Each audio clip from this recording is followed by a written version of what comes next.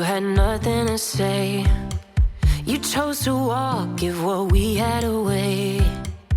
I hope you get what you're ও আমার খেয়াল নেই পূজার কাছে কি ও আচ্ছা দাঁড়া কি করবে পূজার আজকে ভ্যাকসিন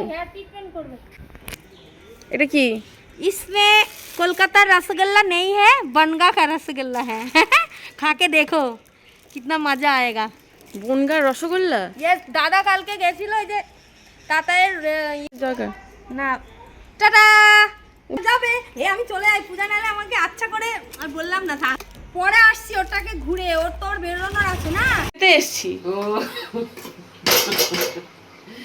আজকে আমাদের সব ভাজা এন্ড সেদ্ধ এই যে পটল ভাজা আলু ভাজা আর এই হচ্ছে চালের ডালে ব্যাস good morning good morning good morning তো আজকে হচ্ছে শনিবার একটা অবশ্যই আমার কাছে খুব ভালো দিন বাট স্টিল আজকে আমাকে সকাল থেকে একটু ঘরে বসে থাকতে হবে তার কারণ হচ্ছে আমি গত এক সপ্তাহর বেশি টাইম ধরে ডিসাইড করছি দিদিভাই বাড়িতে গিয়ে একদিন থেকে আসবো বাট হচ্ছে না টাইম আমার কিছুতেই হচ্ছে না আজকেও হতো না বাট জোর জবরদস্তি আমি বের করেছি আজকে আমার একটা লাইভ করার ছিল প্রোডাক্টগুলো সেলের যে প্রোডাক্টগুলো এগুলো বের করবো ভেবে বাট ঠিক আছে ওটা অন্য কোনো দিন করে নেবো সোমবার বা মঙ্গলবার করে নেবো চাপস নেই আমি দিদিভাই বাইরে একটু ঘুরেই আসি সকালে যাওয়ার কথা ছিল সকালে আমি যেতে পারবো না আমাদের অ্যাকোয়াগার্ডটা খারাপ হয়ে গেছে ওটা সারাতে লোক আসবে জানেন ওই অ্যাকোয়াগার্ড বলুন এসি সার্ভিসিং বলুন সবাই ওই দুপুরের টাইমেই আসে দ্য মোমেন্ট সমস্ত কিছু ঠিকঠাক হয়ে যাবে ফিল্টারটা তারপর আমি বেরিয়ে যাবো দিদিভাই বাড়িতে আজকে রাত্রিটা স্টে করবো কালকে খেয়ে দিয়ে হয়তো ব্যাক করবো আজকের ওয়েদার আপডেট এখনো পর্যন্ত সকাল থেকে একবারও বৃষ্টি হয়নি কি হলো নদীর ম্যাম নদীকে পড়িয়ে চলে গেল একটু আগে নদী এখন বসে বসে টিভি দেখছে কি দেখছি সেইগুলো বেলুন ফাটাচ্ছে আমাকে দেখতে দে সপ্তটিঙ্গা গুপ্তধনটা আমার দেখা হয়নি কালকে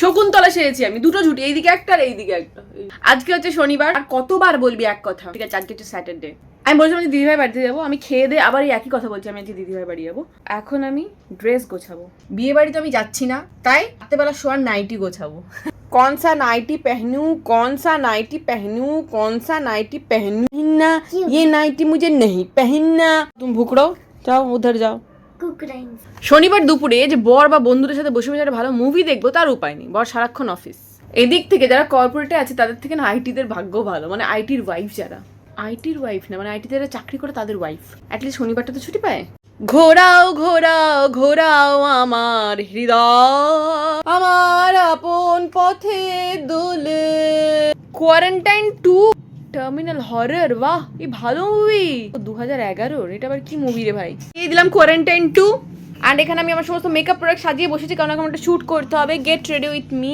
আর এই শাড়ি পরে একটা লুক ক্রিয়েট করব দেখুন এই শাড়িটা আপনাদের ভীষণ পছন্দ হবে সবচেয়ে শেয়ার করব এই যে প্রাণনাথ বেরিয়ে যাচ্ছে প্রাণনাথ এই যে প্রাণনাথ সন্ধেবেলায় ফেরার সময় দিদিভাই বাড়িতে কিছু ভালো মন্দ কিনে আমাকে দিয়ে আসবে কিছু ভালো মন্দ কিনে দিয়ে আসবে আমাকে ওরিও দুটো ওরিও ডেয়ারি মিল্ক শেক দুটো ব্যাস চলে এসছে শুনেই চলে এসেছে আমার জন্য ওরিওটা নিয়ে আসবে না এটা আমার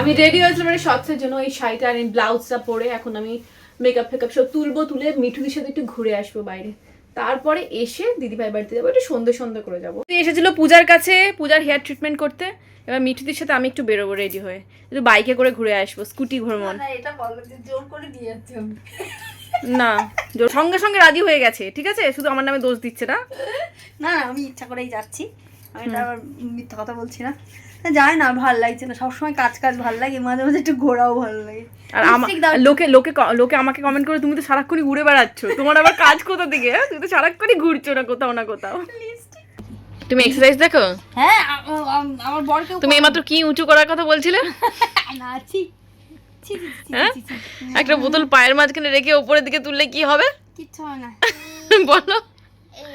বলো সুন্দর বডি শেপ হবে কিচ্ছু হবে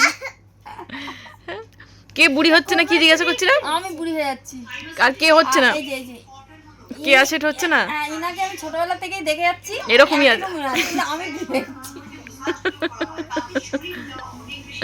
আমিও তাই আমি যখন ক্লাস 8-9 পড়ি তখন ওনার প্রোডাক্ট প্রথম এসেছে না 8-9 না 7-8 যাই না তো এসেছে বড়দিরা মাখতো খুব অ্যালোপেক্স সবাই বড়দি খুব মাখতো অ্যালোপেক্স আমি কেয়াসের প্রোডাক্ট আমি বেশি করতাম সোমিজের প্রোডাক্ট তবে ওনার আমি অনেক পার্টিসিপেট করেছিলাম প্রথমা বলে একটা হতো না হ্যাঁ প্রথমাতে হয়েছিলাম তখন ফার্স্ট হয়েছিলাম স্বর্ণালী কাঞ্জিলাল প্রথমত আমি দেখতাম। এখন আমি নদীকে দিতে যাচ্ছি যে কারাটে ক্লাসে, কারাটে দিয়ে তারপরে আমি আর মিঠুদি একটু বাইকে করে ঘুরু ঘুরু বেরো। আমি বললাম মিঠুদিকে চলো আমরা একটু চা খেয়ে আসি। মিঠুদি তো চা খায় না। মিঠুদি বললো আমার খিদে পাচ্ছে, আমি খাবার খাবো। তো মিঠুদি খাবে খাবার আর আমি খাবো চা। দিয়ে খাইয়া দাইয়া একটু স্কুটিতে করে ঘুরে তারপরে আসবো নদীকে নিয়ে, নদীকে নেবো, নদীকে নিয়ে যাবো দিদিভাই বাড়ি। আমাদের বাড়ির পাশেই এই বাড়িটা, এখানে ওনারা আসেন না, সেরকম থাকে না। এই বাড়িটা এই গাছে এত পেয়ারা হয়েছে, নিচে পুরো বিছিয়ে পড়ে পুরো নষ্ট হয়। আমি একটা তুললাম এই যে, আর মিঠুদিকে একটা দিলাম। কেমন মিঠুদি? খুব সুন্দর, এগুলো খুব নরম বীজগুলো দিয়ে দেয় তো অনেকেই বাড়িতে পেয়ারা, এত ভালো পেয়ারা আমি কোনোদিন খাইনি। সব পেয়ারা পেরিয়ে গেল রে, কে কোথায় আছো গো? ছোটবেলায় এগুলো হতো, নিজেরাই পারতো, পারতে পারতে অর্ধেক যখন পাড়া হতো ওদের অর্ধেক ছেলেগুলো গাছে উঠেছে, যে ছেলেগুলো নিচে দাঁড়িয়ে আছে সেইগুলো তোমাদের কাছে সব জামরুল পেরে নিয়ে বলে ছুট, আর যারা গাছে আছে তারা দাঁড়াম দাঁড়াম পড়ে। বন্ধুরা কিরকম বিট্রে করে ওদের থেকে শিখতে হয় সারা।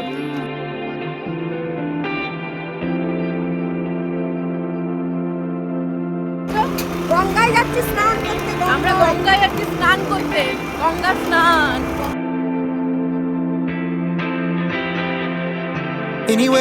Anyway, baby, just name the time. When I'ma come through, can you get me cruising? আমি একটা জায়গায় জিলাপি দেখতে পেয়েছি, ওই জন্য দাঁড়িয়েছি। চলো বাস আসছে, দাঁড়া সরে সরে 75 নিশ্চয়ই, গিয়ে এসো। উড়ি ও তো যাবে, আমাদেরকেও নিয়ে যাবে। আমি লাইনের পাশে দাঁড়িয়েছি, পরিষ্কার থাকতো, দুজনে গিয়ে একটু চলে চলে চলে আসতে পারতাম। স্লিপটা, এই যে স্লিপটা, এটা স্লিপ না উপরে উঠে। Exclusive showroom Bhagyalakshmi EV ampere. আপনি একবার চেক করে নিন। ওই কিছু আওয়াজ দেখো, মানুষ কিন্তু হেভি আওয়াজ হবে না, বলবে দিয়ে দিয়েছি। আমার হলো এই যে জিলাপি আমরা 200 নিয়েছি। আর কিছু নেবে মিঠুদি? আর কি নেবো? পাপড়টা নেবে না? পাপড় দিয়ে ঠিক মশলা নাই, কত পাপড়? পাঁপড় হয়ে গেছে, জিলাপি হয়ে গেছে। আগে পাঁপড়টা দিয়ে কোথাও একটু চা খেয়ে নিই, ঠিক আছে? তারপরে এটা খাবো, তারপরে একটু চা খাবো। চলো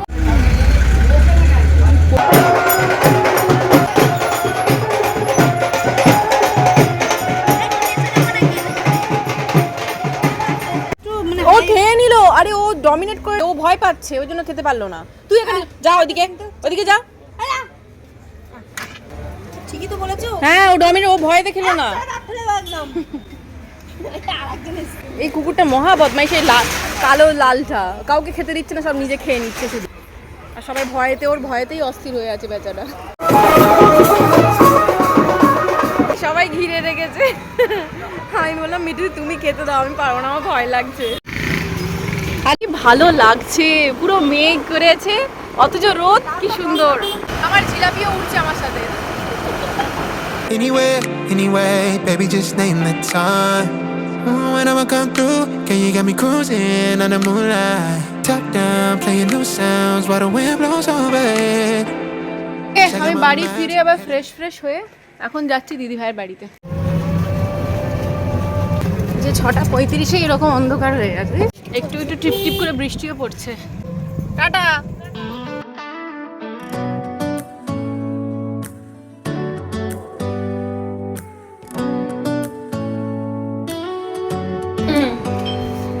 Do you hear that? My sanity about to break. আমি দিদিভাইকে বললাম ভালো করে বেশ চানাচুর দিয়ে মুড়ি মাখো।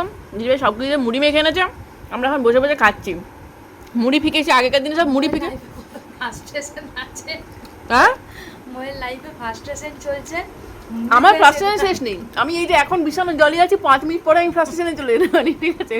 আমার ফ্রাস্ট্রেশনের কোনো ঠিক নেই। হ্যাঁ, আমার ফ্রাস্ট্রেশন মানে বেসিক্যালি কি জানো, ভাল লাগছে না। তোমাদের একটা টাইম চলে তো যে ভাল লাগছে না, আমি সেটাকেই বলি ফ্রাস্ট্রেশন। মিসে মুখে যে আইয়া পড়ছি, এসেই আমাকে ঠোকরাচ্ছে ইলিশ মাছ খাওয়ার জন্য। দেখুন কোথায় আমাকে মোটিভেট করবে যে না খেও না খেও না, ও আমাকে জোর করে উস্কাচ্ছে। আর আমি যেটা রেজিস্ট করতে পারি না সেটাকেই নাম প্রথমে নিয়েছি, ইলিশ মাছ। বলছি তো ইলিশ মাছও নয়, 1.5 কেজি 2 কেজি ওজনের ডিমওয়ালা ইলিশ মাছ আনবো, যেরকম চাঁদের হবে, পুরো এরকম সাইজের হবে, আর মোটা মোটা আনবো। ওটা ভাজা তেল দিয়ে। তোমার বলো পরের বর্ষার থেকে ছাড়লাম, না ঠাকুরকে বলে দেবো। না, ঠিক আছে? ঠাকুর বলে তুই নিজেকেই এরকম নিজে আধা বল। বাচ্চা কেন করছো? আধ বর্ষায় ছাড়লে পুরো বর্ষাটা খেয়ে তারপর ছাড়ো। বর্ষা বার কি, তুমি যেদিন ডিসাইড করবে সেদিনই ছাড়বো, ব্যাস। বর্ষাটা শেষ হয়ে যাক না। তারপর ছাড়ো। অনেক খেয়ে নিয়েছি, ইলিশ কালকে মাছ, ইলিশটা আনো, ইলিশ মাছ পমফ্রেট খাও। মাছ জীবনে শেষ হয়ে ইলিশ গেছে। মাছ ডিম দিয়ে খাওনি ভালো, ওটা আনবো। এরকম খেয়েছি। দেখো, এরকম পিসগুলো হবে ডিমের মতন। দিয়ে আসছে কেন তুমি? হ্যাঁ? আমার স্পিকার হয়ে গেছে। ওকে খাবো, দেখি তো কেমন লাগে। আমাদের এখন ডিসকাশন চলছে দুধের সর দিয়ে ঢ্যাঁড়স ভাতে। আমিও প্রায় ছেড়ে দিদিমা এটা কি কনসেপ্ট বলো, আমি তো কোনোদিন শুনিনি। দুধের সর দিয়ে ঢ্যাঁড়স ভাতে কিভাবে মেখে খাবে? এটা বলতে গিয়ে দেখো ভিডিওটা করে কেউ ট্রাই করবে, নিশ্চয়ই ট্রাই করবে, ট্রাই করে দেখতেও পারে। এটা অদ্ভুত আইটেম, ঢ্যাঁড়স ভাতে না তুমি দুধের বলো, সর দিয়ে। তুমি করে তুই খেয়ে না, দেখবি দুধের কাঁচা সরটা দিয়ে ঢ্যাঁড়স ভাতেটাকে মাখা হয়। মানে আমরা যেরকম তেল দিয়ে মাখি, তেলের বদলে দুধের সর, তাই তো? সেটা কিন্তু দুধের সর দিয়ে মাখা। আচ্ছা, ওটাকে ভাতের সাথে মেখে খাও। কাঁচা লঙ্কা ভাতের দিকে কাঁচা লঙ্কা দিয়ে যেমন তোমরা শুকনো প্রথম লঙ্কা মেখে খাবে। খাও। ওটা লাল পাল করবে, খেয়ে নেবে। সেদিন ল্যালফেল করেই। আর আমি এখানে একটা ঢ্যাঁড়স ওর ঘরে করে, ও আমাকে 1 কিলো ওটা 30 ভালো টাকা লাগে। নেয়। আর ঘর থেকে আমার দেয় মা আমাকে, মানে মানে বুঝতে এক দুবার পারছি। খাইছিল। কে খাইছিল? আমার মা। তার মানে ডিশটা আগে থেকেই আছে। হ্যাঁ। আমার মাই করে খাইছিল। হ্যাঁ, তো এটা দিদিভাই বাপের হাতে খেয়েছে বলেই তো জানে। আছে যেগুলো মানে অদ্ভুত, আমি জীবনে প্রথম শুনলাম। না, এখন ভেজ খাচ্ছিস না, এখন এইগুলো খেতে ভালো লাগবে। হ্যাঁ, এগুলো তো খাবো আলাদা আলাদা। দুধের সরা ঢ্যাঁড়স ভাতে দিয়ে সয়াবিন ভাত আনবে, খাবো। সয়াবিন এনে ওটাকে করে সয়াবিনের চাপ করবি, সয়াবিনের কাবাব ও করবি। হ্যাঁ, সয়াবিনের বললো। চাপ আমারও ভালো লাগে না, আমারও ভালো লাগে না। এর থেকে এর না সয়াবিনের প্লেন থেকে, আর এদিকে পাঁপড় আলু দিয়ে নিরামিষ তরকারি, ওটাও দারুণ লাগে। আমার favorite। পাঁপড় আলু দিয়ে জিরে বাটা আদা বাটা দিয়ে। না, তোমরা যেটা খেতে, ওটা পেঁয়াজে বেড়া নিয়ে ভালো লাগে না। এই মা যেগুলো করতো পেঁয়াজ দিয়ে ভর্তি, ও বিচ্ছিরি লাগে। নিরামিষ তরকারি ভালো লাগে। নিরামিষ তরকারিটাই বেশি ভালো লাগে। মিস্টার মুখার্জি যখন বেরিয়ে যাচ্ছে বাড়িতে। তুমি থাকো, তোমরা এখন মজা করো। কালকে সকালে কি হবে? হাঁটতে বেরিয়েছি। কি দেখছে আমি আর দিদিভাই এখন হাঁটতে বেরিয়েছি 9:30টার সময় রাত্রে। জানিস তুই কত বড় বদমাইশ? চেঁচাচ্ছিস কেন? এত চেঁচাস কেন? আচার এনে রেখেছি একটা, ওই তোর জন্যই তো কাটলুম। বাট আমি শুধু শুধুই খেয়ে নি, আমার জন্য কাটা দাও। আমিও খাই না, আমি তো তোর জন্যই কাটলো। আমি যে তাহলে কি দিয়ে দেবো, শুধু আমার আচার নেই। ওই যে আমি ওই তাও সবসময় নিই না, মাঝে মাঝে ওই লঙ্কের আচার, রসুনের আচার ওই করে রেখেছি, খেয়ে নি। ওইটা দিয়ে পরোটা মরোটা শুধু বড় ভালো লাগে খেতে। একটা পেঁয়াজ নিয়ে নেও, ব্যাস ওটাই হয়ে যায়। আমি কি করে জানবো যে আমি ওই জন্য এটা হচ্ছে আমার শাশুড়ি মায়ের ট্র্যাডিশন। আমার শাশুড়ি মায়ের আমল থেকে আমরা দেখে আসছি, পরোটা হলেও, আলুর পরোটা হলে এরকম শসা কুচি, পেঁয়াজ কুচি, লঙ্কা কুচি করে ওর মধ্যে টমেটো কেচাপ আর নুন আর গোলমরিচ দিয়ে মাখতো, দিয়ে বাবা ওভাবে খেত। আমি খাই। আমি আমাদের জন্য করি না, তো দাদাভাই চা দিয়ে খায়, আমিও মাঝে মাঝে চা দিয়ে খাই। আমি এখন আর করি না, ওই শ্বশুরমশাই যতদিন ছিলেন ততদিন। এখন তারপরে অভিষেকও খায় না, শাশুড়িও খায় না। তুই খাবি বলে ওই জন্যই করলাম যে আমার কাছে আচারটা একটা কথা বলবো, এগুলো এমনি রেখে দাও, সস মাখিও না। শুধু খেয়ে নিবি? হ্যাঁ, শুধু খেয়ে নেওয়া একটা স্যালাডের মতো। দিদি ভাইয়ের ভেজিটেবলস এর মধ্যে দিদি ভাইয়ের এই বড় পেঁয়াজ আর এই ছোট পেঁয়াজ থাকবেই থাকবে। বিষ্ণুপুরের মেয়ে বলে কথা, বুঝলেন তো?